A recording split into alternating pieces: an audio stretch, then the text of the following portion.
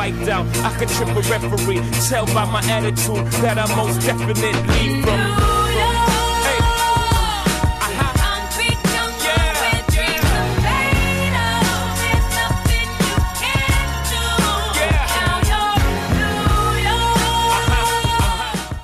And welcome to the 50th Annual TWiST Awards, live from Los Angeles, California.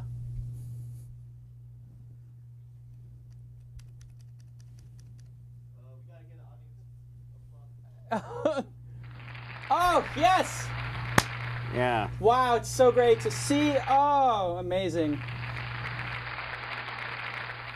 We've got an amazing show for you tonight. It's great to see all of my friends in the audience, especially Russell Crowe. He's a big fan. Yeah. Big fan. Looking forward to seeing Russell at the after party. I was on the set, actually, just a side note, of the Robin Hood. Yes. Great stuff. Ridley Scott, obviously a good friend of mine. Welcome. Can you believe it? We made it to a year, and now we have the TWiST Awards. Thank you for dressing up, Lon. Yes, of course. And everybody's a big fan of Lon. Put on my tux for this special occasion. Big fans of Lon in the audience.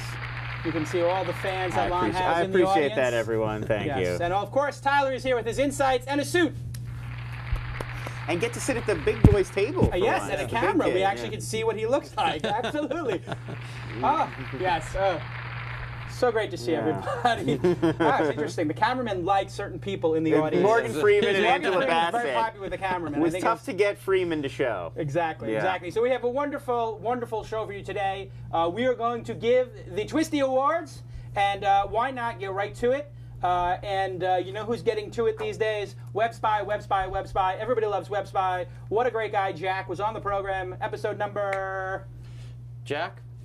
30-something? 37? No, okay, don't worry about it. Anyway, Jack was on the show, and he was a great guest. And Web Spy, they provide all kinds of great... Web Spy, all kinds of great monitoring, server activity, a total log analysis solution, and their logs pick up activity so you can see what's going on your network, not for blocking, but for understanding. So thank you so much to Web Spy. Big hand for Web Spy. Big hand for Web Spy. Everybody loves You know who loves Web Spy? Absolutely. The Romans. The Romans love Web Spy. Oh, that's fantastic. Ancient Romans loved Web Spy. All right, so we have some special awards here. I have the envelopes. The envelopes are sealed, and we have the accounting firm of Schlub, and Schnooky have taken care of these and held these in secrecy. Let's give the first award for Best Pitch. All right, so our nominees, we have some nominees for Best Pitch. Music Trainer. The idea sort of evolved over time. Yes, Music Trainer. Timeshare Juice, One Login, Ming.ly, and Maroon Door. And Maroon Door. And those are your nominees for Best Pitch. Okay, and so the winner, crowd is very excited. They're very excited. A lot of fans. Let me just open this envelope I have right here.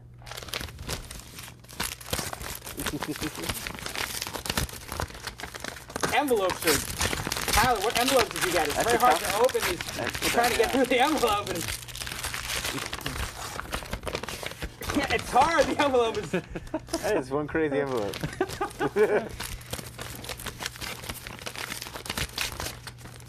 Oh, I got it. And the winner is Music Trainer. Congratulations, Music Trainer. You won Best Pitch. From TWiST number 32. We're going to play the clip. Audience is very excited. Don Cheadle loves Music Trainer. Don Cheadle, big fan of Music Trainer. So are we going to now play the clip of Music Trainer when they were on the program? Is that the idea? We should. Yes. Here it is. Access to a lot of musicians that are active within the industry, with anything from the jazz fusion scene to the pop rock scene. Okay. I've filmed probably about 100 lessons so far. Okay. Each about 5 to 10 minutes of length. Good. So is it musictrainer.com? Yeah, it's musictrainer.com. What's up right now is just a temporary site, but on there you can see some sample clips. Yeah, I put it up there. Okay. So you were a little nervous, you know that. Yeah. But you did get a lot of your key points across. I give your pitch maybe a 6 or something like that. I don't think you've pitched a lot. Have you done a lot of pitches before? No, I mean, I come from an IT background. Got it. Okay, so I don't expect you to be the greatest pitcher in the universe. So you did an okay job. All right, very good. Okay job. Very good. The next award, a very coveted award. This is the award for Best Story. Yeah, the best anecdote. Best anecdote on the program, the best story. Tyler, why don't you read us who the nominees are? The nominees for Best Story are Jason's anecdote about stealing from his father's bar. Oh, that was an excellent one. Forget that classic The tale. quarters, oh boy.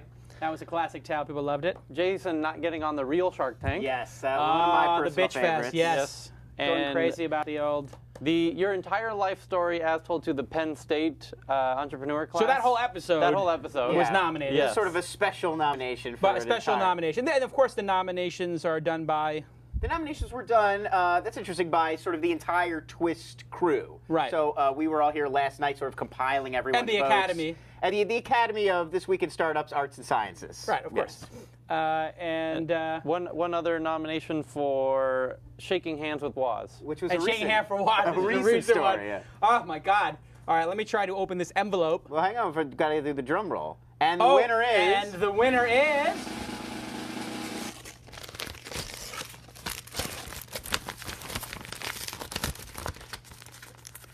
Oh, the best story of Jason's life at Penn State. Very good. $1 billion, and then he bought a basketball team.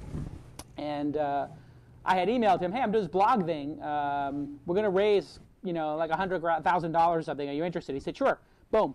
And he wrote a check. And he helped us build the business. Long story short, AOL buys the business. You can look on Wikipedia. You can look at different stories. Some people say it was for 25. Some people say it was for $30 million. They're not incorrect. It was somewhere around there. And I'm sitting there. I've got about $15,000 left in the bank. I had just bought my wife a wedding ring and proposed to her. And I'm sitting there at my Bank of America account. And I'm hitting the refresh key. 15,000, 15,000, 15,000. And then a whole bunch of zeros. And I cried. I'm not going to lie to you. I cried. And my wife, she put her arm around me. What are you crying for?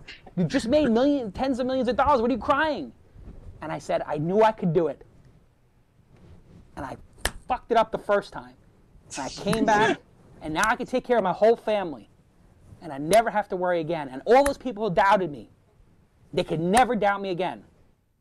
Wow, what a powerful moment. Chills. Yes. Chills just thinking about it. And, Podcast wow. history. We actually had a hard time picking a clip from that whole episode because the whole episode was really like a narrative sort of story. Yeah. So it was tough to find like the moment that summarized it all.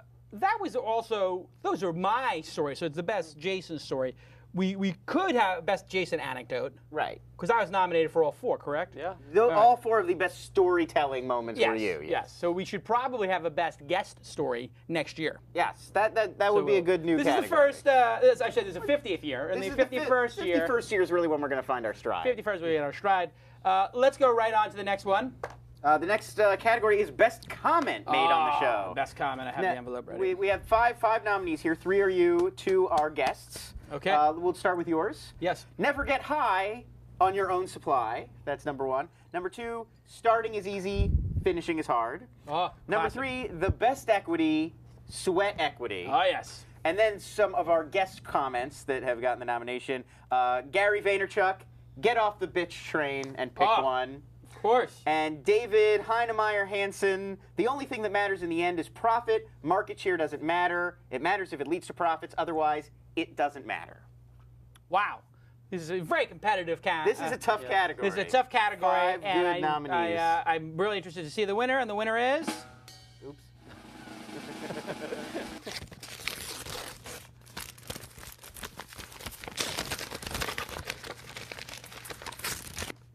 The winner is Gary Vaynerchuk, man of the bitch train. Everybody's favorite Gary Vaynerchuk. Can I say your last name, or you just want to go by your first?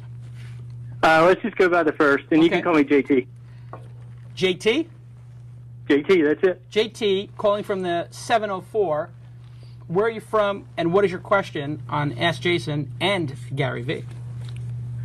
704 is Charlotte, North Carolina. Okay, respect. And got two questions for you.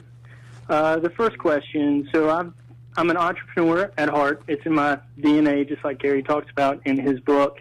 And I've been suppressing it for several years through college and early professional life. And at this point, I want to come up with a killer concept and build a great company around it. And my question is, I've got two concepts that I've been struggling with. And I've been looking at both of them for about a year and a half, 2 years, and trying to iron out kinks and really research and see if they are great concepts to move forward with. And when I look at, in terms of business, in terms of the market, is it sustainable? Is it viable? Is it something that I could really move forward with both concepts? I can say yes. If I put it down on paper, there are positives and negatives with each, but they're very much equal. So it's one of those questions of which do I move forward with, and how do I put this in the context so I can choose one or the other? Because I've got to have that focus moving forward. Yeah. Okay. So you got two great ideas, Gary. Your advice is flip a coin, JT. I mean, are you equally 100% all in on both? Like Jason, when he gets pocket aces, bullets, he's putting it all in. Are you equally feeling that on both projects? I am, and I knew you were going to ask me that. I am passionate about both concepts. So, dude, honestly, and that's why I'm having such a hard time. You know what? Honestly, you got to get off the bitch train and just pick one. That's pretty much true. I was going to actually bring up the bitch train. No, let me. You know what I mean, JT? Seriously, though. Just pick one. You're going to be okay. You love them both. Yeah, I mean, this is. Oh, what a special moment! What a special moment! Everybody loved that one. A unanimous decision. Of course, every single vote for best comment wins. It was very. And Get Off the Bitch Train, of course, is the follow-up sequel to Gary's first book, Crushing It. It's not, but he probably should just say that. I think he should. There's a book there. I think the book. His second book is going to be Get Off the Bitch Train. It has to be. Has to be. Tyler, best question. Best question? Yes. The nominees are Jason asking Roloff what Roloff likes or dislikes about Jason. That classic one where the Roloff both are the guest. Yeah. No. Oh. What do you like and dislike about Jason? It was a little tough. Love.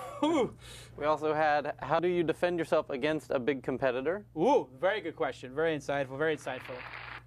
How help my PC repair business is failing. And that was our TWiST blogger Scott Simcoe said he's never gotten a bigger response. Yeah, that was incredible. Than that question. Great question. And last but not least, should I shop around after I have a top tier VC interested by Joel Spolsky? Oh, Joel Spolsky, excellent, very good. Well, let's take a look here, and the winner is. It's terrible. These envelopes we have very hard. Academy grade paper. Yeah, Academy grade paper. What language is that? Oh, it's upside down. Hold on a second. My PC repair business is failing. Yay! Yeah. One thing the Romans hated was failing PC repair businesses. That you get right to the. I opened my own PC repair company. Yes. Just one store, yeah. One store. And it was with my own money, so there's no debt or anything. But I guess it just wasn't enough money because it's been too slow, and it looks like we're going to close. I read one of your articles, what to do if your business is failing, and I was looking for more sage advice from you. Wow. Can I ask, how did you stumble upon that? Did you just do a Google search for failing business or something? Or did your friend send it to you? Yeah, one night I was actually just online, and I was thinking to myself, well, maybe I should type this in. Maybe somebody else has had a failing business, and apparently you have, and you wrote an article. So I wonder what we're ranked for. Okay, very good, awesome. Another great winner. All right, it's getting very exciting. We only have we have three main categories left. Yeah, of course. Yes. No, I was going to say, it's like the real Academy Awards. We're saving the best. Yeah, it builds up. It builds up. Some good stuff coming. The best Tyler insight, best rant, and then, of course, the coveted larger envelope for best guest. The best guest in TWiST history. The best guest of the last year. This is like winning the best picture. This is like Dances with Wolves. We're going to pick a better best picture than Dances with Wolves. Oh, but they did pick it over Goodfellas. They did, yes. Our Academy would never do something like that. But Surely it would be like, what was the film that won this year? What won this year? The guy Hurt Locker. Hurt Locker. We like the Hurt Locker. Well, yeah, I mean, it's still a great film, but Hurt Locker was a great film. Great film. Okay, so Glad of he course, won over now Avatar. this is one that everybody's very excited about. Best Tyler Insight. And here we have a ton of nominees. This for is Best going to be Tyler incredible. This is We incredible. have more nominees for Tyler Insight than any other. So, number 1, Google is now a content company. Number 2, it's like rocket surgery. It's like a deer farm. It's like a wheelchair at Disneyland. It's like Japanese jazz. These are really the best Tyler similes. We'll go with it. It's like a homeless hottie in a hip-hop club. Oh, Russell Crowe loves that one. You knew It's he like did. shaking hands with the Waz. Ooh. And it's like betting against the Mayans. Betting against the Mayans. What will win? No, the Mayans or the Aztecs? It doesn't matter. It's Aztecs, Mayans. You don't bet against the Aztecs. Okay, here we go. I have to open the envelope. The winner. Do you have a guess before we open? Let me see. Go. Give me. Google I being think content I company. know what it's going to be. I don't even need to hear them because I know all the insides. It's an early one, I think. Mm-hmm. And I think the early members of the Academy and the show will always understand what a wheelchair at Disneyland means. That's what I think. Because it's such a powerful metaphor if you get it. Yeah. But if you don't get it, It makes no sense. it at makes all. no sense. But once you do get what a wheelchair at Disneyland is, boy, does it make sense. Homeless hip-hop hottie, blah, blah, blah, in a club. Maybe some newer people might like that one. But I think old school-wise, you really have to go with that. But let me see. The winner of the Best Tyler Insight is, and of course, the interesting thing, if I can get this open, is that Tyler wins no matter what. Tyler's definitely the winner. Do you have a speech? I'm pretty sure Tyler's going to win. Do you have a speech prepared? No. All right, here we go. It's like a wheelchair at Disneyland. I actually got it right. And I actually did not know that, but I knew that this would be it. Congratulations, Tyler. Very good, Tyler. What do you have to say for yourself? You think this is going to work, right, Tyler? It's amazing the percentage of these kinds of opportunities that work out. You know what I mean? Yeah. It's like white guys in hip hop. It's like on a percentage basis, it works out really well. I have no idea what you just said. That was an Is that a incredible good thing or a bad thing? No, it's a great thing. It's a great thing. Okay. Okay, It's like wheelchairs at Disneyland. It's like you're going right to the front of the line. gotcha. All right, so that's an insight from Tyler. All right. You're like a wheelchair at Disneyland, whatever that means. Crowd is still going crazy. They love it. My God, it's a standing ovation for Tyler. Look at this, a standing ovation. Are you not entertained? Are you not entertained? Okay. Well done, Tyler. Would you like to give an acceptance speech? Go ahead. No. Nobody you'd like to thank? No. Okay. I'd like to thank my managers, Shits and Giggles. Shits and Giggles. Absolutely. Paul Shits and Steve Giggles. Okay, and wow, we're moving at a great pace. We're blazing through these. Blazing through these. The best rant. The Best best rant rant up next. of the year. You want to read the nominees? Yes, Tyler? yeah, numbers. Can you guys go back and forth with this one? I want to hear you do it like. Oh, as you if- want us to do it like we're a presenting. couples kind Okay. of like you were Barbara Streisand Right. and Nick Nolte. So we are here to present the Academy Award, the TWiST, for Best Jason Rant. You know, a rant is really a magical thing that comes together when an artist is upset about something. And there are few people, Lon, who do rants as you see on this show. That's true. This show has become a place for rants that have spawned virality on the internet. This nomination is to recognize those rants. We are here tonight to honor the best in ranting. And the nominees for Best Jason Rant are Memo to Apple Fanboys. A very memorable one. Very memorable. the Gen Y speech. Oh, look at the audience reaction. Don Cheadle loves it. Facebook privacy issues. Oh, there you go. Facebook, yes. The Kiretsu Forum. Oh!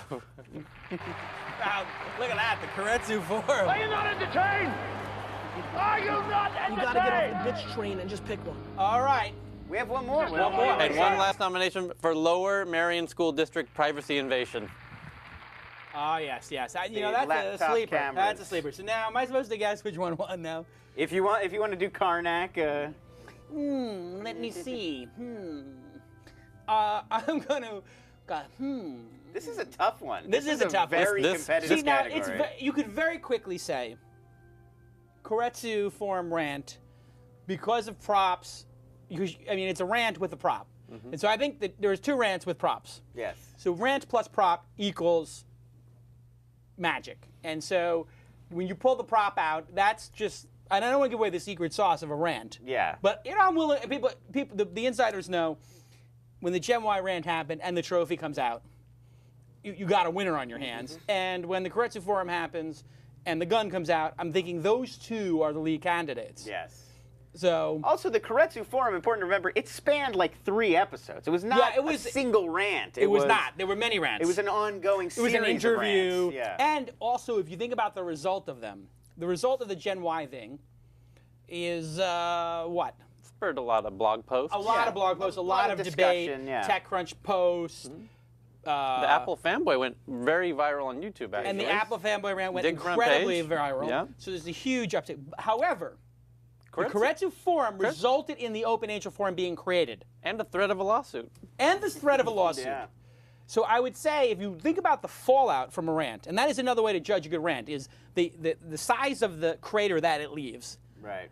I think the Koretsu Forum rant is the rant to end all rants for the year, but let's see the winner of the best rant of the year.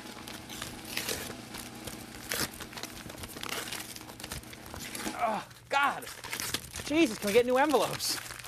And the winner is Koretsu Forum. Yes, we got it correct. And I found out on this very show 2 weeks ago that some of the TechCrunch 50 were being approached to present at Koretsu Forum and Private Equity Forum and all these things, and being charged thousands and thousands of dollars for the privilege of doing so. And this made my blood boil, so I did what I always do. I fired off an email. And it got a response. Well over 1,000 of you responded in the first day. 3,000 people responded over the next week. And we launched an official investigation, as I said we would on the show. Was it 2 weeks ago, the show? 2 weeks ago. I said we would launch an investigation into this, and the Jason Nation did not disappoint. I was flooded with first case. Oh, yes, So very well youthful. done. So yes, youthful in that clip. I mean, you have to remember, that was 88. Yeah, right. That was back in 88. That was long ago. Audience loved it, the alarm song. Classic. All right, well, God, please stop. It's too much. You guys are too kind. Stop. Everybody sit down. Please, sit down. You're big with the Centurions. Just sit down. It's enough. Cut it, guys. All right, good. All right. Okay. No, I'm telling you, please sit down, everybody, please. We need a theme music button on there. Are you not entertained? All right. Come on, go. The best guest. Is this not why you are here? This is huge. To win best guest, There's a lot of lobbying going on in my email inbox for Yes. this. really. Oh, yeah. Private flights. For your consideration, yes, ads golf going trip up, to billboards Hawaii. all over town. It is a lot of ads in the trades. Wired magazine, of course. TechCrunch, the banner ads. Yeah. You're seeing the ads everywhere. There's a lot of lobbying this year. I think it's becoming too political. Best guess. I do. It's becoming in some ways more about who you know than what you did on the show. But be that as it may, we still have to give the award. Right. Let me hear, and I know everybody's very excited about it. And what a spectacular lineup we have. Tremendous. Gentlemen, let me hear, you go do the back and forth. A good guest encompasses a lot of different qualities. Tyler? And no show better represents the quality of guests in podcasting today than This Week in Startups. We'd now like to take a moment to pay homage to and recognize some of these wonderful guests. The nominees for Best Guest on 2009-2010 This Week in Startups are Brad Feld, Oh, yes, Brad Feld. Wonderful guest. Venture capital. Gary Vaynerchuk. Oh, look at that. The audience is like it. Don Cheadle, big fan. huge Gary Vee fan. Absolutely.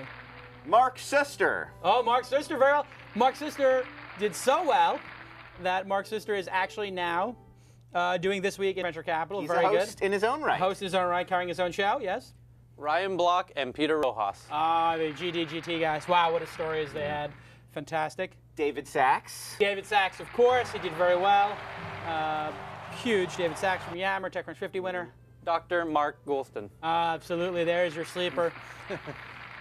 Michael Robertson. Oh, Michael Robertson, very successful. I mean, this list is incredible. It's quite a pretty lineup of amazing dignitaries. Yes, and one more. And rounding out the list, Brandon Kessler. Brandon Kessler, of course, of Challenge Post. Very honest, insightful, great anecdotes. Good guess. Predictions on this one. Thoughts? Let's see. Yes. Gary Vaynerchuk is an easy, obvious answer. Dr. Mark Goulston, yes, that was very insightful, and that was not a typical guest. I'm surprised Annie Duke didn't make the list. She was big, and David didn't make the list. It was tough. We really no Matt Coffin, was a lot no of Chris debate. Tolles. A lot of debate behind the scenes on these nominees settling on this list.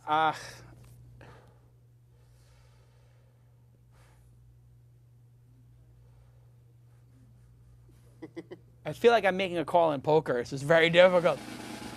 All right, I'm not going to guess. It's too much. It's too much. I don't want to pick a favorite. Let me say the winner for Best Guest of the Year. It goes to Gary Vaynerchuk. Congratulations, You know what? Gary. Honestly, you got to get off the bitch train and just pick one. Everybody loves Gary Vaynerchuk. And holy cow, that's amazing. Wow, well, this has been amazing. Gary V. All these awards. Taking the big prize. What an event. He's won two. He won two. First ever Two double twisties, a winner. double award winner. He can hold the two twisties up like this. Yeah. As if he is Best Director and Best Picture. And wow, look at this. Holy cow, they're bringing in a cake. If you drop it, that would be bad. I understand. Look at this. Holy cow, the studio's on fire. What a beautiful looking cake. It says, congratulations to Jason and crew from Power VPS and DNA Mail. Wow, Power VPS and DNA Mail. Woo. Look at this, my God. And that's actually a 50. These are balloons. Power VPS and DNA Mail. They've been to us from the beginning. They've been with us from the beginning. And God, I can't thank them enough. It cost a lot of money to do the show. Tyler's rider has many things in the trailer. Somebody's got to separate out the green M&Ms for him. Somebody's got to get the mixed nuts from Annie Duke's mymixednuts.com. Very difficult to keep Tyler happy. And of course, Lon destroys the catering every week. Every week. We can't keep that table full. Can't keep that table full. But let's take a look at this. My gosh, beautiful cake. Yeah, looking cake. Make sure they can see that on camera. Yeah, wow. Can we get a little? Woo! I guess we don't have a close-up camera here, but wow, does that look good. Oh, boy. Holy cow. Look at that cake. Beautiful 50th. 50th of pound twist, and then you have the up arrow on the birthday cake. It's very meta. Yeah. All right, let's take a look at the close-up cam. Wow. There it is, beautiful. Yeah. Now, where's the knife and the plates? We got to cut this, and it's got actually got the 50 on the thing. Very nice. Oh, a gift. Very good. Oh! Watch the cake. Please read card. Okay, let's take a look. Oh, thank you, Power VPS. The Power VPS envelopes are hard to open as well. All right, here we go. This is a long, okay, happy 50th episode. Jason, congratulations to you and your team at This Week in Startups. From everybody here at Power VPS and DNA Mail, we really enjoy and appreciate what you're doing with This Week in Startups. We're thrilled to be one of the first sponsors of the show. I think This Week in Startups provides really valuable information, insights, inspiration to entrepreneurs and aspiring entrepreneurs in a fun format. I look forward to your show every week. Keep up the great work. Of course, Tom, the founder and CEO of Power VPS, George from Econo Communications, which owns Power VPS as well, President and CEO, and George, the Vice President and GM of DNA Mail. Wow, you guys have done a great job. Thank you so much. 50 episodes down, and we could not have done it without you. And am I supposed to open the present as well? Okay, let's see what's going on here. I'm opening the present. And wow, look at this. A beautiful 50th anniversary shirt. Wow, 50th anniversary for This Week in Startups. Power VPS, DNA Mail. Your logos and sponsors right there. I am going to wear that to Mahalo Fit Club. I'm going to wear it when I run. Awesome. Thank you so much. And I think we have some extra ones of these for the fans, right? We do? Yeah. So everybody who thanks Power VPS and DNA Mail and Ustream and WebSpy, you can thank Bing because they've sponsored. You can thank Audible as well, all these sponsors. The first, how many of these can we give away? 20? 20 sounds good? We have 20? 20. Okay, Yes, we can do so 20. the 20 people who tweet thank you to DNA Mail and at PowerVPS and at WebSpy and whatever other sponsors you want to thank, at Ustream, etc. We will send you one of these. So go ahead and tweet, and we will get the. We won't take the first 20, but we'll take 20 of the next 50 or 100 or whatever. How many of you do it? Wow, that's fantastic! Great T-shirt. Balloons, courtesy of Kevin Pollak. Oh, and Kevin Pollak sent the beautiful balloons, and you know what Kevin always has to say. Get out of my face. There you go. Get out of my face, Kevin Pollak. Thank you so much, Kevin. Wow. Quite an impressive I am going bouquet. to take those balloons, and I am going to fly over Santa Monica Pier later. All right, and so. We do have some more, I think, some more special, special awards to give. Okay, special awards. I guess I'm first. Okay, You're here we go. first, yeah. Well, how come we don't have plates in the knives for the cake? We should be cutting this up. He's only said it a couple times. I mean, you know. Okay. Just implying. Anyway, this award is Best Sound Effects, and this one goes to myself and Jason Crute. You may remember this fine sample here of awesome sound effects in your show, if they roll it. Hello, everybody. I guess I'm on. Wow. Thanks for tuning in to another This Week in Startups. This is episode number, Tyler? 20. And we're jumping the gun here. We're going to go to a caller. I can hear the phone ringing right now. Guys, as you can see, Alex Miller, who is the producer of the show, I guess he's a producer, he is out today. So we have J-Mac and Crute manning the TriCaster, which basically means they're going to play every possible video clip while I'm speaking. No big deal. Very well done. That actually cut something off, though. That cut something off. You said something at the end of that clip, and then you said it again as you were leaving the studio, and it stuck with me. It's just the web. Nobody's watching, and that is it actually has helped me relax in all the web productions we do here, and it's just made everything better. So absolutely, it is just the web. Don't worry if you make a mistake. Just worry if you don't work hard, or you should absolutely be worried if you're a part of Generation Y that likes to. Aww. I mean, I gotta deal with that at home. Sure. Yeah. But congratulations on 50 shows Thank you and so much. to 50 more. Thank and you then for all the 50 hard more work, after that. and congratulations on winning Best Sound Effects in Best destroying. sound effects editing, yes. Best Sound Effects editing and destroying the show. All right, and here we have Corey. Corey, you have a favorite moment? I do have a favorite moment. It's actually a good segue. And an award? And, Is it an award? It's an actual award we're giving? I can find you an award later on. Oh, but this is your favorite. Is your favorite moment? It's my favorite moment. Yeah, we're picking some of the staff's favorite moments. Oh, okay, staff favorite moments. Yeah. I got it. Okay, so it's not necessarily an award, but. And it's a good segue into the sound clip you played. It was actually your Gen Y rant that has become quite notorious around everywhere. Oh, okay. So your favorite clip is the Gen Y rant. Let's see it. Never lost in their lives. And they were told participation is okay. Let me tell you something very clearly if you're part of the millennial generation, Generation Y. Participation means ungats. Nothing, nada. You get nothing in life for participating. It means zero. Squadouche, nothing. The fact that you show up for work every day means nothing. If you kick ass at work, if you succeed, if you work harder than the people around you, and you make yourself more valuable, then you've won. And you're better than them. And that yes. Oh, what a great clip. It's a very motivational one. Keeps Yes. me going. Congrats Absolutely. on 50 episodes. Thank 50 you. More. Thank you, Corey. Well done. Good selection. Oh, and here's Mike. Mike Brago is here. What's going on? So I have a fan favorite, actually. Oh, a fan This favorite. is the fan favorite clip from the entire history of the show. From John Humphrey. John Humphrey, okay. And it was an insight from Tyler from South by Southwest. An insight from Tyler. I had 2 insights from South by Southwest. Well, we'll see which one it is. We'll see which. Let's roll that. The most interesting thing in my mind about South by Southwest is there's the internet part, which we were all there for. Then there's the music part, which is going on now. And I think the most apropos line I could whip up for this is going to South by Southwest for the interactive and not staying for the music is very much akin to going out for drinks and not going back to her place.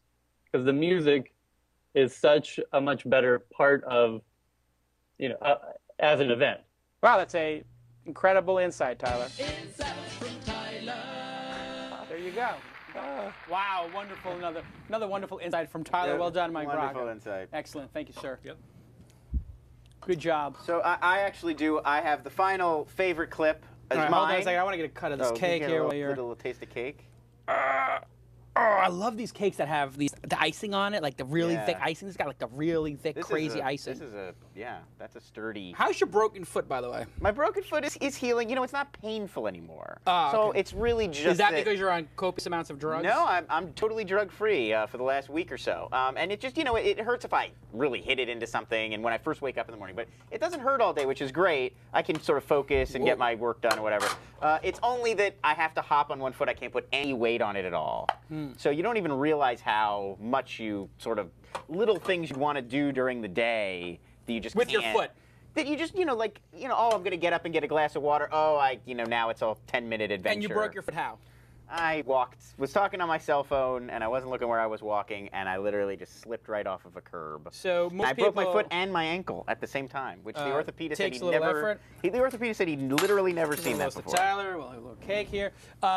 All right, so while we're eating our cake, tell us. My favorite clip was from TWiST 16. It's going back a ways. Okay. And it is your sort of a story you told about embarrassing or showing an employee of how to use the telephone to call information. Ah, a classic. This is a He classic. said, I don't know who to contact. I said, oh, you don't know, you don't know anybody at AOL, huh?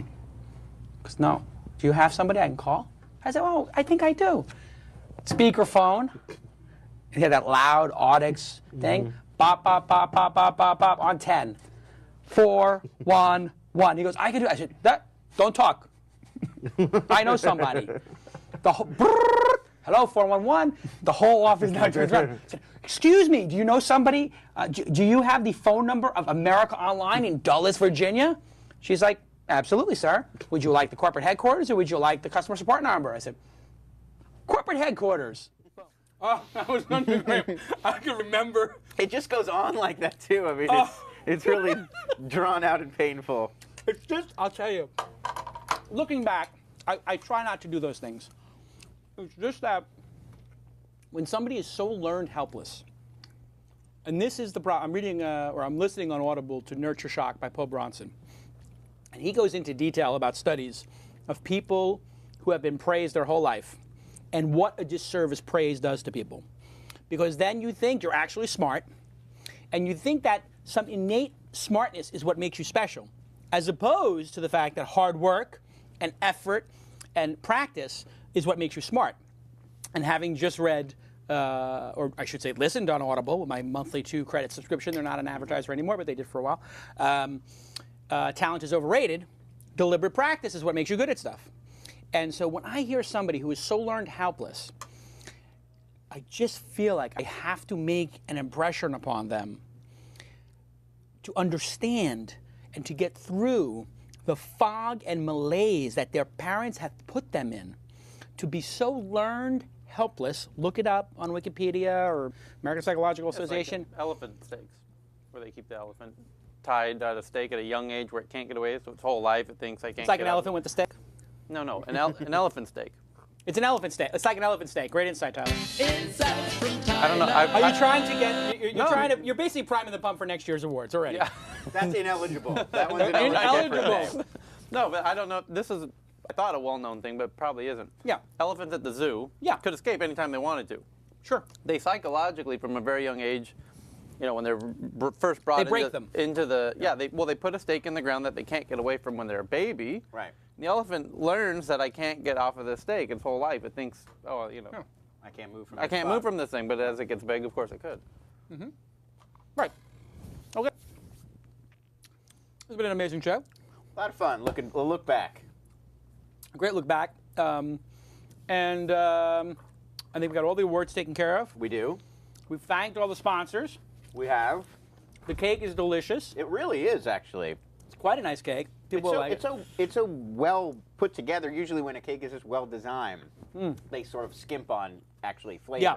Although I have to say, the density of the icing on this is very astounding. Intense, yeah. It's like literally 3/4 of an inch of icing on the edges. It's nuts. Well, once you get inside, it's pretty tasty. I don't think Tyler likes I don't think Taurus likes those balloons. Taurus, what is it? Get him. Get him. Oh, that's funny. Okay. Let's go and do a little bit of news and We wrap have some up. news.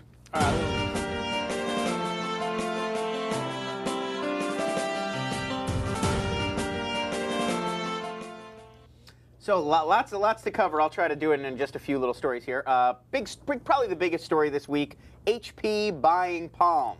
Palm finally found a buyer in the form of Hewlett-Packard, Hardware, Software, and Peripherals Corporation. The deal comes out at around $1.2 billion, roughly $5.70 per Palm share.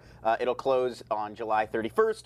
And they say current Palm CEO John Rubinstein will remain with the company, though nobody knows exactly in what capacity yet. The deal is probably going to redefine HP's mobile OS strategy, and it looks like it's going to shift the company away from reliance on Microsoft systems. They've already canceled the supposedly forthcoming HP Slate, which was going to be a Windows 7 tablet. TechCrunch is now saying that that is DOA after this deal is going through.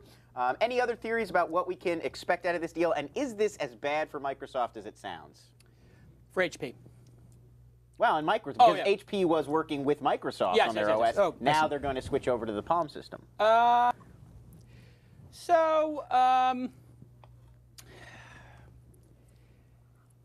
got bailed out.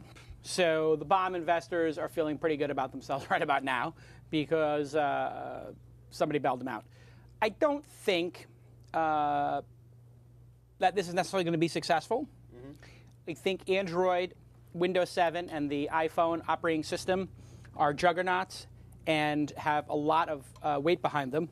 I think the best HP could do is to open source this product, as Android is, and Windows 7 is not, and iPhone is not. And that would be the only way for them to compete, is to be another open source competitor to, of course, Android. But that being said, the Palm OS has always been very nice and elegant and ahead of its time. It hasn't been ahead of its time for a long time.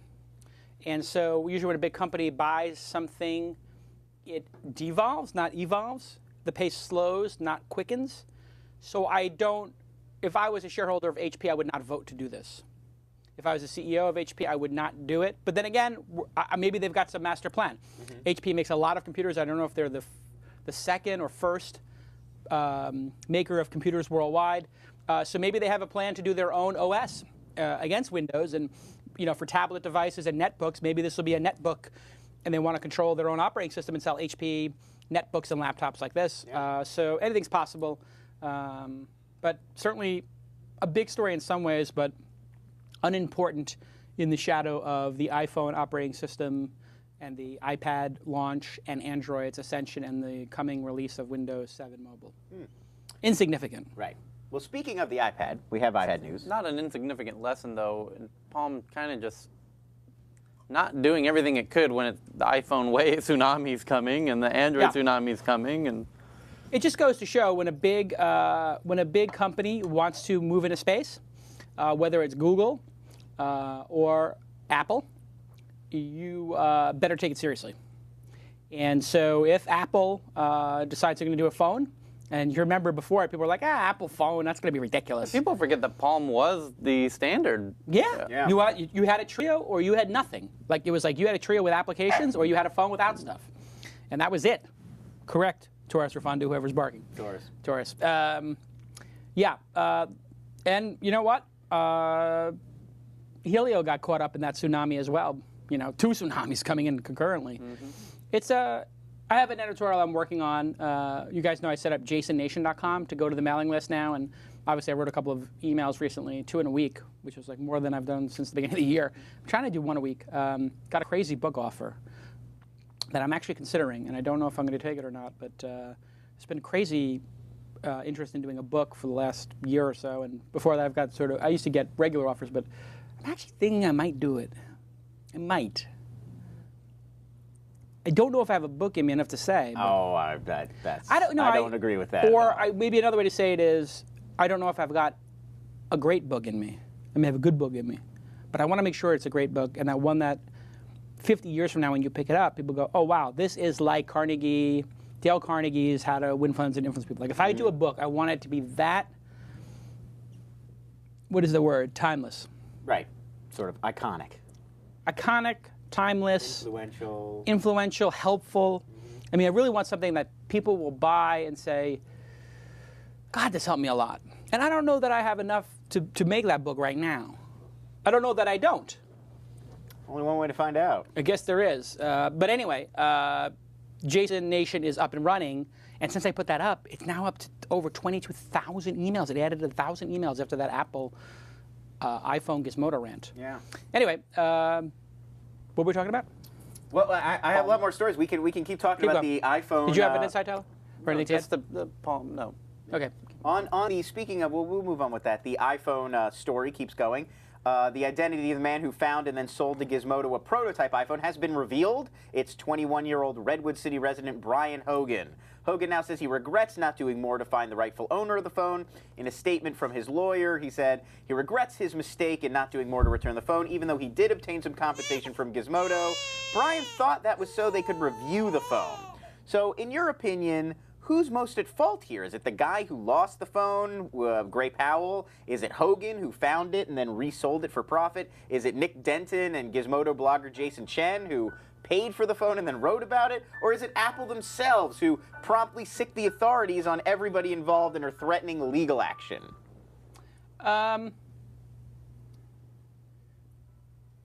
Who comes out worse of this? It seems like everybody. I've been thinking about this issue for a long time. I'm really sorry that you decided to sell the phone you found. And I know it's a tough decision to turn the phone into a profit center for yourself. And you could have done the right thing and just given it back. But you wouldn't have got 5 large for it. And I realize that now you're really sorry. And if you could do it again, you wouldn't. But you know what? We all have to take ownership of our mistakes. I mean, give me a break. Come on! What do I think? I mean, give me a break! Thank you for that, bro. Thank you. He didn't give the money back, though. I thought that was interesting. Like, there was nothing in the article about he returned the $5,000, which you would do if you thought you'd really made a mistake. I wish I could have done more to return it to the owner. As if he didn't know. As if to drive to Apple and put it in their mailbox with a box, or like a FedEx. One app, or you could put a phone. I guarantee you, somebody get me a FedEx. I will put a piece of this cake in here and put Steve Jobs' Apple computer on it. I guarantee you FedEx with no address gets it there. Yeah. Guaranteed. Well, he gave it to a friend, and then the friend called like the Apple Care number and couldn't get through to anyone, and then they gave up. That's what we call an excuse. They said, here's what we're going to do. Yeah. Let me explain to you exactly how this happened. Dude, we can make a lot of money from this. And like, so just picture like me and Tyler right now, like as those guys from Harold and Kumar. No, dude, this thing is worth money. No way, dude. Like, but who would buy it? I don't know, dude. Like Engadget. No way, dude. Oh, let me call them. Oh, wait, hold on a second. Wait, is that illegal? Oh, wait, let me just make sure I call the busy signal and, oh, they didn't pick up in 3 rings? I tried. Yeah. I mean, what? It's another Gen Y rant coming. Like, well, I have to get mine. I deserve the $5,000. You know, like, I found the phone, so I deserve the $5,000. What the F is wrong with you people? I hope they put this kid in jail for at least a week so he can smarten up. This might be the best thing to happen to this idiot. He could have got a lot of free Apple products had he returned that phone. Oh.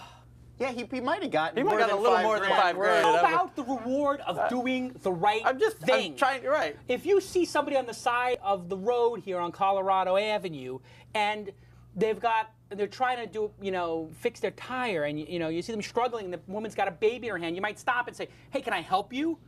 Oh, I don't do that. I never do that in LA.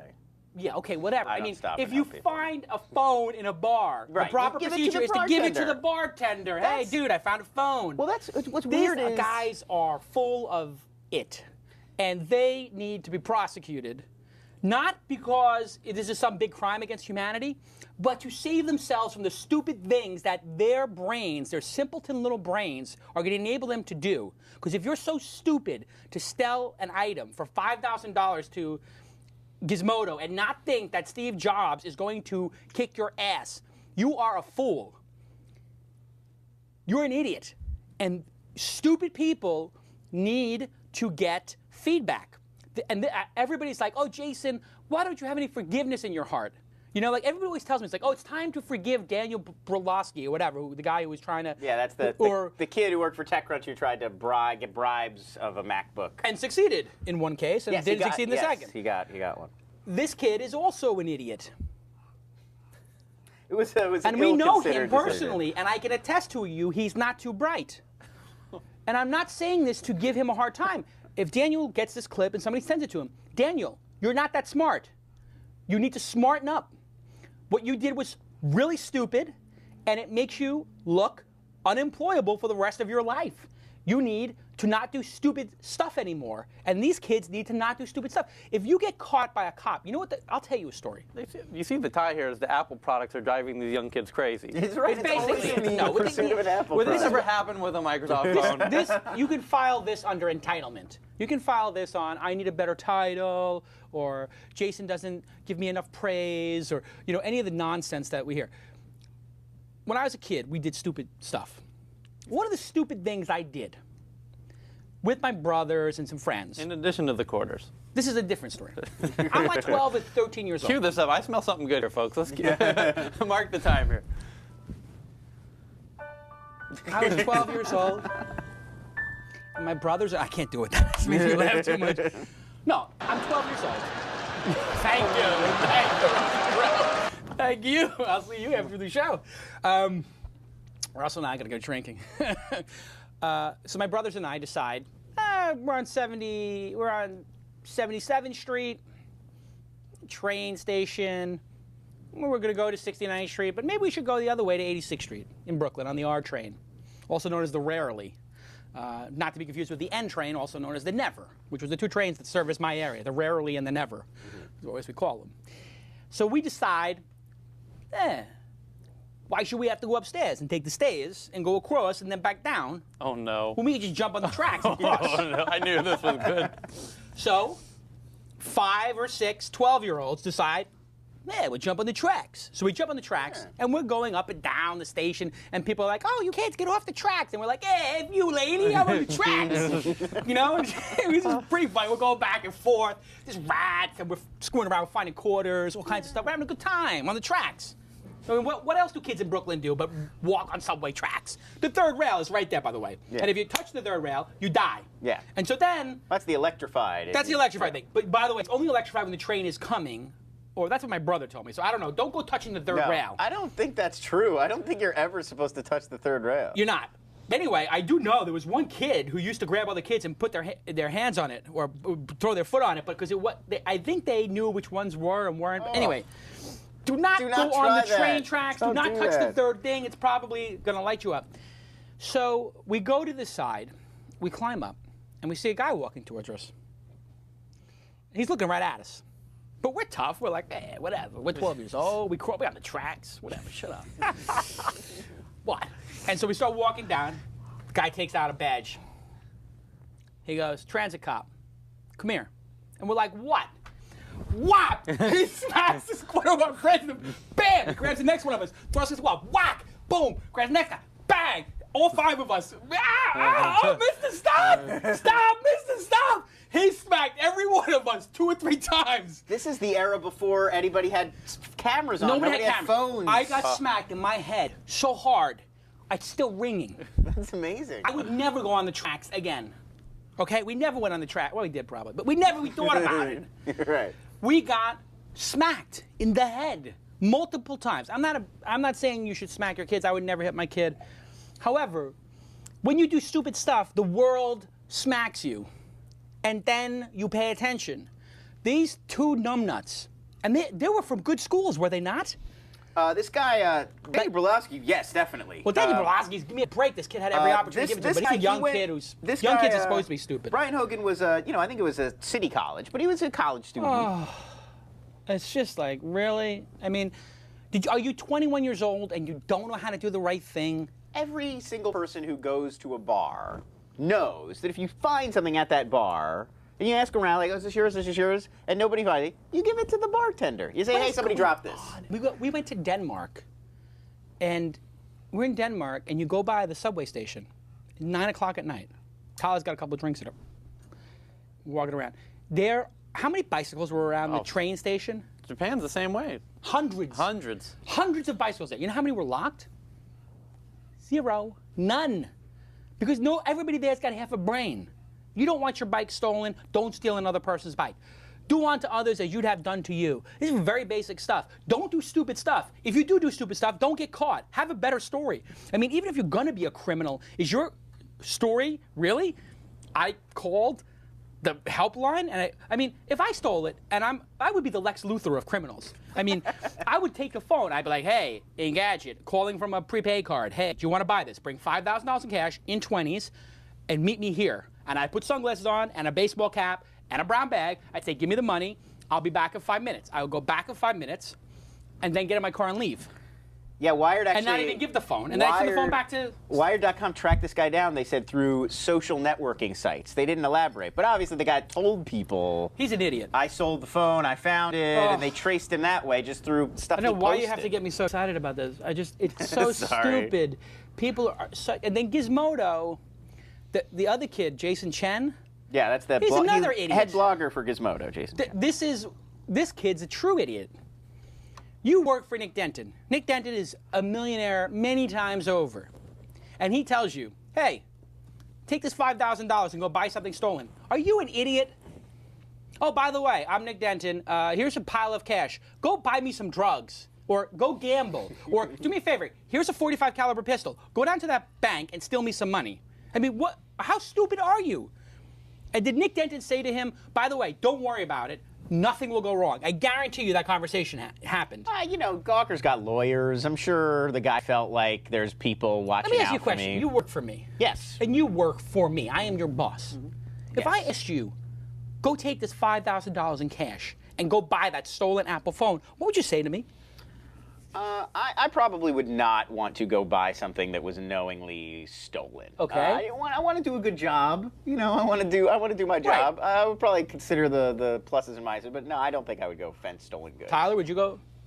I would try and get a sense for how aware you were that this is not legal. And if I said to you, no, of course it's not legal, but we're going to get a lot of page views. Here's $5,000. Go get it. So who takes the hit due to the fact that this is an illegal activity? Right, you would have Who's this conversation with me. You'd say, like, for Jason, this illegal activity? And the only reason you would even have this conversation is because you think I'm a sane person and you have some respect and appreciation for who I am. But you would, at some point, say, Jason, have you lost your mind? We don't need to do illegal stuff to win. No, I would negotiate with you because everything has a price. So I would say, you're worse than the guy. I want $50K. No, I'd say this is clearly illegal. Yes, great. I'm going to be on the hook if this is illegal. Yes. How much are you offering me to potentially risk? So you're saying you are essentially for hire, for illegal activity. Fair enough. All right, fair enough. Tyler's got a sort of mercenary business on the side. He's being funny. Yeah. Anyway, I don't know, Tyler, if you have any insights into this, but I wrote my editorial on it. Everybody can read it at iPhoneQNA.com, which is one of our vertical Q&A sites. I hope you post some other questions or answer some questions about the iPhone while you're there. But I posted my feelings on that. 20,000 people clicked on it in Kevin 40 Rose hours. retweeted it. Kevin Rose retweeted it. It's gotten a huge response. It added thousands of people to jasonnation.com's email list. It is it's inappropriate to use, I think, the journalist shield laws to say, like, oh, if that we are protected because of the fact that we're journalists. While I do agree bloggers are journalists and should have the same protection, I do agree that the cops should not be kicking somebody's door in. It seems ridiculously unnecessary, Gestapo-esque, if I could be so bold. But they should prosecute people who traffic in stolen goods. And journalists should think very hard before they do illegal things. Because if we allow journalists to break the law on a regular basis and don't take it really seriously and give it a lot of consideration when they do, and there are circumstances that you can come up with where it might be okay to break the law, but if you do not give it a lot of thought and you start using it for something as insignificant as getting this iPhone prototype 6 weeks ahead of time, which there is no social imperative to have. It's not necessary. It's not like this is some people being abused in a prison somewhere or there's some child labor issue. It's not like there's some suffrage that people are going through by not knowing what iPhone 4G is going to be like for 6 weeks. I mean, are you kidding? And if this had been, we're uncovering a great scandal that's costing the American taxpayers dollars, or this is a scandal where children are being abused, or this is a scandal where consumers are being abused, you could actually get away with breaking into somebody's home. Literally, you could break into somebody's home, I believe, steal some papers that uncovered children being, abused in some way, if there was somebody had photographic evidence of it. People would forgive that, and a judge would say, you know what, I'm going to give you probation. You shouldn't break into people's houses, but I understand why you did. Here's probation. Boom. And you know what? I would take that crime. But this is different. This is for pure profiteering. Go ahead, Tyler. What's your thoughts? How is this different? So this kid, 21, found this intellectual property in the form of a device that he could have returned. He didn't, so he has it. He knows he's stealing it if he's holding it. And then he thinks, what journalist of this might be of value to? I'll give it to them. Right. So that they can do a story on this. And so how is this different from the kid who got the Twitter inside documents? Okay. Took them to TechCrunch and said, here they are. The differences are a physical device versus email documents. Well, let me count the ways. Okay. I know there are several differences. Yes. The one was he sent them without pay. There was no payment involved, or what? Yep. From a journalistic kind of protect your ass kind of angle. How's this Number different? one. Yeah. TechCrunch shouldn't pay for these documents. Right. There was no money being paid. Right. Second, documents, although there could be some value in them, are not somebody's device, but there is some value to it. And TechCrunch immediately called Twitter and said, we've been briefed on some documents that have been leaked. These are leaked documents. We don't know if they're stolen or not. We know these are leaked documents. We've looked at them. We've reviewed them. We think they're authentic. We are going to give them back to you. We're not going to run, and that's what they did. We're not going to run all the stuff that we think would damage our country and our whatever. But when reading them, it is newsworthy to note that you said you're building $1 billion company in it, and whatever. It would be the equivalent of, in the other case, I don't know, Peter Rojas found the iPhone. And he said, wow, I'm going to put this on GDGT. I found the iPhone. I looked at it. I didn't know what it was. I didn't know if it's an iPhone knockoff or not. I found out it actually was an iPhone, and I returned it to Apple. But I am writing a post, and here's some pictures of the phone I found. Or he could do the post and say, I found a phone. Do you think this is really the iPhone? There's nothing wrong with that, as long as you gave it back and you made an effort. But that's not what happened here. What happened here is somebody knowingly took a phone that did not belong to them, not returned it to their owner, and they knew who the owner was, and then somebody else who knew who the owner was paid $5,000 for it, knowing it was stolen at that point. It becomes stolen when you know who. I believe it becomes a stolen item when you know whose it is and you haven't returned it. And I believe you're buying a stolen item when you are overpaying for it that much. You wouldn't overpay for a knockoff from Akihabara. So this is where I think the disingenuous comes. I would like to hear this man's response. Well, what I thought it comes down to, and it didn't seem like this was being talked about a lot, was they didn't, usually when I think of you're buying a stolen good, it's to keep. It's like if I go to Santee Alley in downtown LA and I buy a Rolex and it's like $100, I know that's stolen. Like, I know that's not, and I want to keep it. I want a Rolex. This strikes me as more journalistic than that. They bought the phone not with the intention of keeping it and using it as a phone, but to write about it, to take pictures of it, and then they did give it back. So it's bad for Apple, but you could say, well, then they shouldn't have let this guy go around town with it and potentially lose it. I also think Apple brings a little bit of this on themselves. I don't want to blame the victim necessarily, but Apple brings a little bit of this on themselves. Yes, with the cloak and crazy dagger hype and Yeah. I mean, when you information wants to get out. Right. So when you take a prototype and you seal it under lock and key and change the passwords every hour, and you tell everybody we've got this top secret thing, but you can't see it, then you're creating a market for that information. I mean, that maybe didn't even exist until you had hyped it. It's gadget paparazzi syndrome of some like sort. they're making the hype, and then when everybody goes They're the victim of crazy it, and breaks the law a little bit to get around it, to get at the hyped item, then they freak out. Oh, how dare you violate our privacy, and this is going to cost us billions of dollars. So I don't know. I really don't. I feel like this guy, Brian Hogan, he clearly broke the law. Okay. But I don't necessarily feel like Gizmodo should be held accountable. Like, they gave the phone back. They just got it, took pictures of it, wrote about it, and then moved it along. I think that's where we differ. That is and just we you will, and I are we just, will yeah. They leave it could at have that. paid to meet with the kid to review the phone instead of paying for the phone. I mean, yeah, like If they did that, you could have paid $5,000 to interview him. Yeah. If they paid $5,000 to interview him, I would not have a problem with it, actually. If I paid, I wouldn't do it because I'm not an idiot. It's half a high society. I'm halfway into the World Series main event with that. But he still may have got a good return on his investment in terms of ad revenue and all that. If he sat there, if somebody said, I have the next iPad, Jason, give me $500, and on TV right here in the studio, I will let you interview me about it, I might think about that. I don't know. I'm paying you $500 for your cost of getting here, whatever. That's what these journalists do anyway. They buy people first-class tickets and put them up in hotels. That's a way of paying them. Like So anyway, for a story is a well-established. People do That's it. the way it got money is because they're paying for the device, and Yes. not the story. Right, but that to what they me want is, is the story. But that right. to me So they is a should pretty. just sat with the person and said, hey, you claim to have an iPhone? Yeah.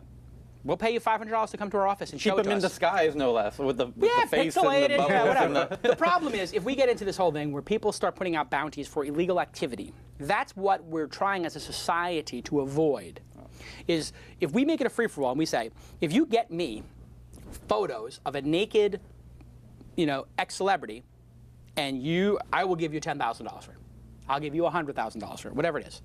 And then people decide, I am going to climb over the fence and take pictures of this person. Like, didn't they do it to one of the MMA people? Yeah. The MMA guy or something like that. we were on the plane with, yeah. Or we were on a plane with him. So it was working out naked with his Yeah, girlfriend. that was the guy we took the flight to. Chuck Liddell. Chuck Liddell, right. So they took a video of him working out naked. Yes. Which is quite ballsy thing to do, no pun intended. Yeah, I mean, just on a, That guy's hey, where's the rim shot on It's this on there, thing? It's somewhere.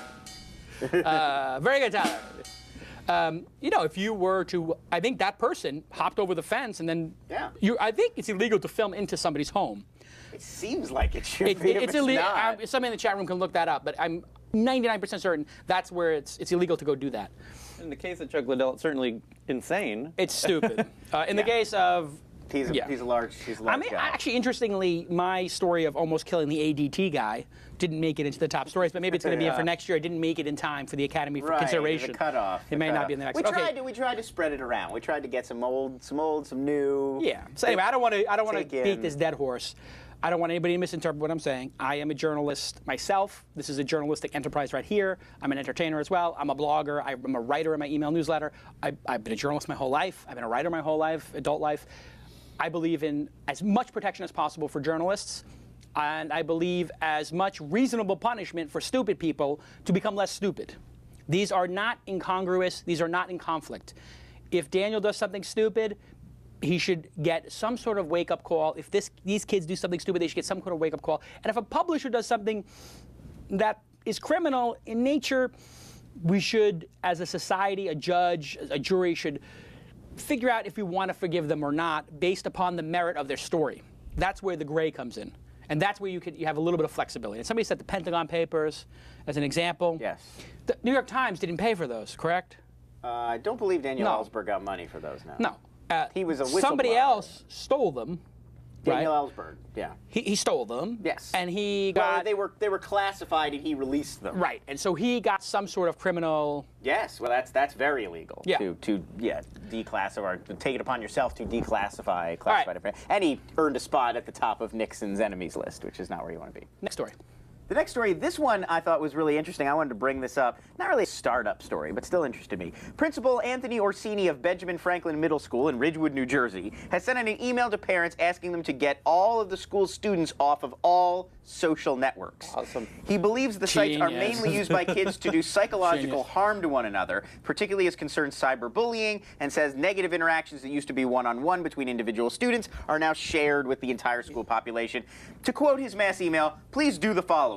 Sit down with your child, and they are just children, and tell them that they are not allowed to be a member of any social networking site today. Let them know that you will at some point every week be checking their text messages online. You have the ability to do this through your cell phone provider. So it's not mandatory, but he goes on to say there's no reason any middle school student should be a member of any social networking site. So do you agree? I mean, would you let your child use a Facebook or Twitter in middle school? He's link baiting this. This is, it used to be so much easier to answer these questions, before I actually had a kid. Yeah. I don't think that extremely young children should be on the internet without supervision, period. Mm-hmm. That's obvious. The internet is filled with porn, hate, murder.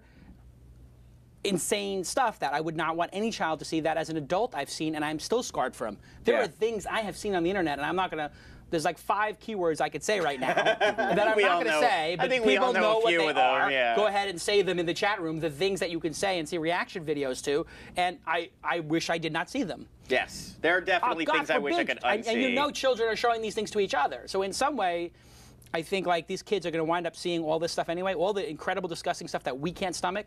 You can be sure 8, 9, 10, 11, 12-year-olds are being shown that by the 10, 11, 12, 13, 14, 15-year-olds. I haven't seen a lot of that stuff on Facebook. That's like no, but still. Okay. AIM and That's just stuff, my point. Overall, overarching, kids should not have computers in their rooms.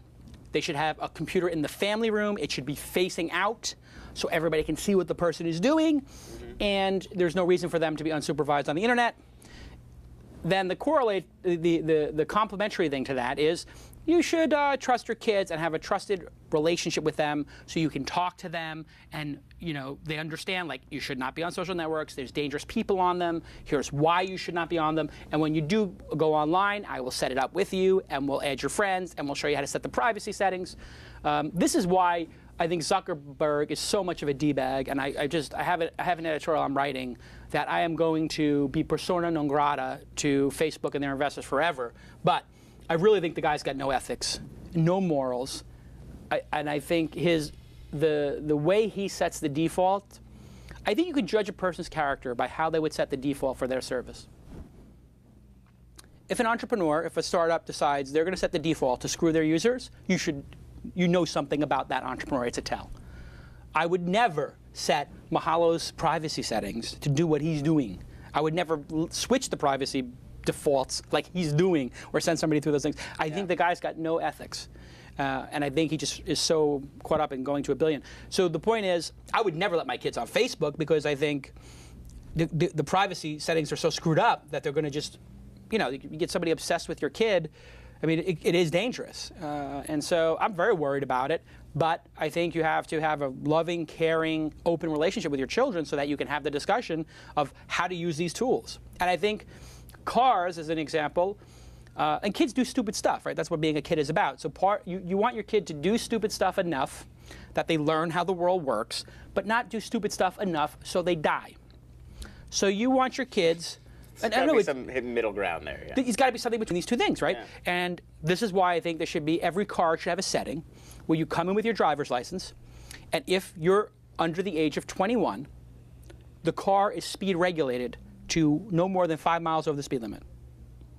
And I'm a libertarian, whatever. I'm talking about for children, which is a different benchmark. Adults, they want to speed and get a ticket, go ahead. But a child should have to put their driver, and I know they can get a stolen license and stick it in and then go speed, but that's hard. It takes work. Why would you bother? And so, I don't know. I think, and there's a balance there. Do you want your kids to feel like you don't trust them and you're limiting the speed on the car? Or actually, an even better way to do it is, here's your key to the car. This key disables the car from going over 75 miles an hour. My key is unlocked, like the Segway has. I'm giving you the key that lets the car go above the speed. Idea. You could also tie that in with the breathalyzer. They have some cars that are set up with that breathalyzer. You can't start it unless you could, because that would be great for teenage drivers. Anybody under 25 should have to do that. Yeah, where every time you want to start the car, you just got to breathe. And I'm not, I don't want to become like Big Brother or whatever, but kids, that is, maybe the breathalyzer will leave out. But we should be considering some of these solutions for kids dying in cars. And that's how kids die, in cars, drinking. And so if kids are getting bullied on Facebook and stuff like this, maybe it's time that there be a service that's only for kids, and maybe kids can just be on that service. I think maybe that's the solution. Well, Facebook originally was just for college students where that wasn't as big a deal. And maybe kids, anyway, they'll go use some other stuff. So yeah. High five. Exactly. And look at in Korea, we've talked about many times here, they're making you put your social security number in because the abuse problems were so great. We're doing that. I mean, we do have a problem here where psychologically, you go into the TechCrunch comments and you see any story about me, it's just brutality for, 100 comments from the same 5 people who I've fired or crushed as competitors or who have mental instabilities or any of those combination of those things. I don't know, Tyler, what do you think? With your kids, how are you going to handle it? That isn't the interesting question to me. I think everyone would kind of answer that the same way. The interesting part is, are we going to? It really comes down to that issue. Are we going to value more the anonymous nature of being able to do anonymous comments, or are we going to value more knowing who we're talking to online? Like Korea kind of made that decision. You're either all in or all out. There's no middle pregnant ground. there. Yeah. So which gives a better result, I guess? Do people feel like, oh, I lost my freedom, I can't do an anonymous comment? The truth is, there's always a way for somebody who wants to get an anonymous thing out there. It's just not convenient. Yeah. So if you make people jump through hurdles for that, what that means is they're just going to set up sites in foreign countries or whatever. The internet's not controllable. So that means it's sort of like Wikipedia. The people who have the biggest axe to grind, who are the most mentally unstable, who are the biggest haters, who are the most deranged, those are the ones who, basically get around it, and then everybody else has to suffer for the deranged people. I think there's a strong argument being made that it's going to shift towards a more regulated, everyone has their identity there, because God, YouTube would be so much better if it weren't for those ridiculous comments all day long. Yeah, you can turn them off. I think most site owners agree with that. I think all the sites should have a version where you can say free for all. Actually, Nick Denton got this right on Gawker, where they promote the comments up and they leave everything else in the sort of trash bin. And if you want, you can click to open it. I would be totally open to Facebook only allowing comments to show that are from people who have verified their name with a credit card, which they have now. They have it on Google Knoll, I think. They verify people's names. And then if you want, you can just click a setting that says show all comments or show only real name comments. That'd be a great innovation. I don't know if anybody's got the wherewithal to do it. But actually, we had an interesting comment in the chat room I just want to point out. Brian Downing, whoever that is, or it may not be. It may just be using Brian's name. You can't, let's see, he had a good comment about moderation. Anyway, he was basically saying all of these things in life require moderation, like drugs, gambling, sex, everything. And so you have to teach your kids about moderation, and they have to learn to appreciate moderation. Anyway, interestingly, I summered in Ridgewood, New Jersey when I was a kid. My cousins lived there. Principals are going to do, I think the principal's got the right intent. He's probably just going about it the wrong way. It's unrealistic to say, get off of it. I think what he should be saying is, monitor your kids' activities. Maybe just talk to them about it. Be aware of what Facebook is about yourself. Or how about having a session on empathy? How about getting 5 kids in the room and talking about, because kids are intelligent. If you sat there with 5 kids in 5-person groups and said, listen, we're going to do an exercise here. I want everybody to say something unpleasant about Lon. And we're going to do this. You're all friends, and I've given you actually cards. I just want you to read to Lon. Read this to Lon. Read this to Lon. And you give them 4 kids a piece of paper which just says something really nasty. And I say, Lon, how does it feel?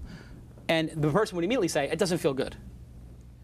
And I'd say, okay, that was just a simulation where you just read off a piece of paper. What if you actually were friends? What if you actually decided to say that and it was your words? Think about how damaging that is to a person. And think about if a person's having a bad day and they're failing out of school.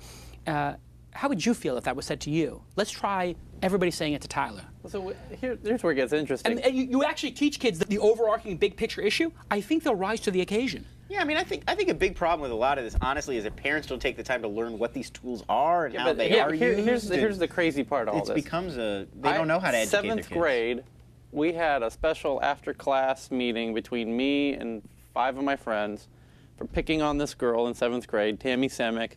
Sorry it came to that, Tammy. And she did the right thing, and her parents brought us down. I had to bring my parents down. It was very embarrassing. We all had to sit there in a circle with their parents and explain why we were sending milk bones to Tammy in her locker and stuff like this. I know. So disappointing. It was bad. So disappointing. Chocolate-covered milk bones, no less. And, feel very bad about it now. But, so the things that kids do. This had nothing to do with the social network. Yeah, I mean, I think that's kids are going to be cruel to kids regardless. That is what the principal was saying. It's not like Facebook is inventing kids being cruel to each other in elementary school. Well, but that's what this principal is saying. He's saying in that era, it would have been 5 kids picking on 1 kid, which sucks to be that 1 kid.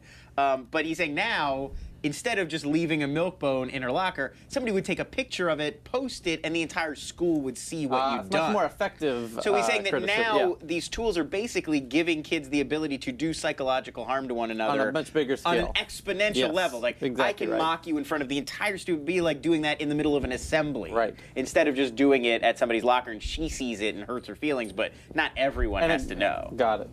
So that's his case. I don't know if I necessarily agree. I think it's kind of ridiculous. And as soon as you tell kids, don't you ever use that Facebook, it's like then immediately everybody's going to it has to be put in some sort of context. I think you have to I think it's a lot of literacy. We still don't teach kids media literacy and internet literacy, and that's Last what story. really needs to happen. Last story, let's see. I guess we'll talk about the Adobe Steve Jobs war. Steve Jobs fired off a rare blog post this week attacking the common perception that Apple is refusing to allow Adobe's Flash to run on its mobile devices, such as the iPhone and the iPad, out of greed. Jobs cites numerous arguments against using Flash, highlighting that Flash applications cause Macs to freeze or shut down, Flash is not sufficiently open or secure, and that HTML5, CSS, JavaScript, and H264 render it essentially obsolete. Adobe CEO Shantanu Narayan fired back with his own statement saying that Jobs misrepresents Flash as a closed system, and he accuses the Apple CEO of attempting to confuse customers about why Flash isn't on Apple devices. So I'm assuming you read Jobs' letter. I read Jobs' letter. Did you find it effective, and why do you think he chose to make this statement now of all times? Steve Jobs is brilliant, number one. It's a very well-written piece, actually. It was actually a very And you can good absolutely blog tell. post. You can absolutely tell that it was written by him and organized by him. This is not a PR person. I mean, it goes into too much detail and has his succinctness. And actually, I thought I don't know if I'm reading into this, but it felt a little bit like one of my email newsletters, sort of the way he had organized it. But he sort of made the case against Adobe. Yeah. Well, not like I made the case against Apple at one point. And his case had like 6 parts or 7 parts, and every point he had was correct. I have Flash in Chrome. I don't know if you have this experience. When I run Flash in Chrome, it blows up 1 time out of 20. Ditto Firefox. I mean, Flash has always been buggy. Flash is buggy. He's definitely bad. right when he says Yes. Macs crash often because of Flash. Right. So Flash is buggy software, but Flash is also brilliant software, and it's ubiquitous. Flash is also closed, and we should have open standards. So he's very, very sophisticated in this letter of pointing out all the reasons of why he is justified. And even reading it, I said, oh, yeah, you know, he's right. Because it's so well presented, the argument. Mm-hmm. But then you think, well, what if I made this decision? Like, I do appreciate what you're saying. Like, it can crash your computer and it's not open standards, but your phone is not open standards, and I use it and I chose. So maybe, just like in my browser, I can choose to install Silverlight or Flash or any other plugin. Mm-hmm. Don't put it in by default, but if I want to explicitly put it in, why can't I? And that's where his argument falls down. Consumer choice. Right. All of this is great. Yes, it crashes. They should make it better. It's closed. But one part him of his calling argument, closed, him using the open-close card, you don't get the right to use the open-close card when you keep Opera's browser out of your thing for a couple of years. When you don't let people download adult software on the item. Come on. Yeah, no, that's I think totally the biggest point. Disingenuous. He's the king of closed systems. I mean, Apple is just one big closed system. And closing more by the day. Yeah, I mean, every product, the news tightens with Steve Jobs. He is tightening. He's going from iPhone to iPad. Next will be a laptop running the Mac OS, the iPhone OS instead of Mac OS. You'll have a choice. Should I run Mac OS on this? Or he's going to say, it's a netbook. We're using the new processor. The battery life's better. Use this. You get all the applications. Boom. And then it's going to be like, your Mac Pro, well, we have like a Photoshop built in the App Store, and we get 30% of it. So imagine that. Like, you buy your Mac Pro, and you have a choice between using this OS or the new one, and you buy your Photoshop through the Apple Store, and he gets 30%. So he's actually using the closed system to basically skim 30% off of the entire internet, which is, by the way, what Zuckerberg is doing on the internet. Yeah. He's doing it on applications. Zuckerberg's doing it with the gold coins now. Right. So both of them are totally disingenuous, and both of them the kings of closed systems. I've got an editorial I'm writing about this that you can download, where you can sign up for at Jason's Nation. JasonNation.com. I may actually put it out this weekend. We have to make a decision as an industry. Do we support open or closed for fundamental pieces of the infrastructure? And it's pretty clear that Facebook and Apple are winning because they have better products. Closed can make a better product. Yeah. But closed means you lose, choice, and it's a crossroads for the internet. But well played. It was very effective. The one part of his argument I thought was a little flimsy. He's sort of very dismissive when he discussed games. He's like, you don't get Flash games. We got a ton of free games. Don't worry about it. And it's like, oh, come on. 10 years of amazing, brilliant games being designed for Flash. Yeah. With the wave of his Imperial hand, way. you don't need those. That's like, that is crazy. I mean, of course, Why want would to you play tune Flash in to games. these other television stations when the British Broadcasting Company has so many options for you? I mean, it's like it's sort of like that. Well, there are a lot of great games in the store, and I've bought plenty. But of course, I'm going to want more choice and the whole web of free games, and not just want to buy yours from your store. This is the big problem. That was really everything falls down when you start thinking about choice. Tyler, any insights on this? I'm waiting for Ubuntu to make something good. For God's sake, with some open hardware, with some Ubuntu, let's get there. Let's do Android. it. It's going to be the Android operating system. Chrome and Android are on a collision course. They're going to become one product at some point, and you will be able to, when you load your browser, it will be like, oh, would you like to just run in this browser? And it'll be like, okay, I'll just run in that browser. Anyway, this has been a fantastic episode. Thank you to everybody for being involved. Thank you to the staff for a wonderful year. Thank you to Tyler, all the great insights over the year and putting on a tie. Very nice. Lon, thank you for putting on a T-shirt. Very nice. Looks good. Usually topless here at the show. Yes. Thankfully, not today. Really well done to the technical details here, everybody. Thank you to Power VPS and DNA Mail for the wonderful cake. Thank you. Thank you, staff. Thank you. And thank you to Power VPS and DNA Mail for the wonderful shirt and the cakes. Thank you, WebSpy, for all the support over the years. Thanks to the other sponsors who maybe aren't sponsoring right now, but did have a big part in the first year, like people like Bang and Audible and Ustream. What a great show. And I have a little bit of an announcement to make. I am going to be retiring and giving up the CEO spot at Mahalo, the show, everything. I'm never going to work again. Wise guys. No, I'm not retiring from anything. I love what I'm doing. I'm crushing it. And are you not entertained? Are you not entertained? Is this not why you're here? Are you not entertained?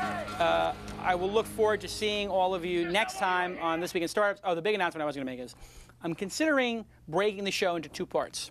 The interview show and Ask Jason, Shark Tank, and news. Right. Because I'm watching these other shows on the network do 1 hour. And I just feel like this 2-hour show, hour-and-a-half show, it's too much. And we're cutting down to a half hour in some cases. This Week in iPad this week was a half hour. Nice and tight. Really tight. Really good show. It's easier, you're sitting there, you got a 30, 40-minute commute, which is what people have. Do not play any Gladiator full clips, because remember what happened the last time we did that? There's a bunch of MPAA people out there. And next week we have...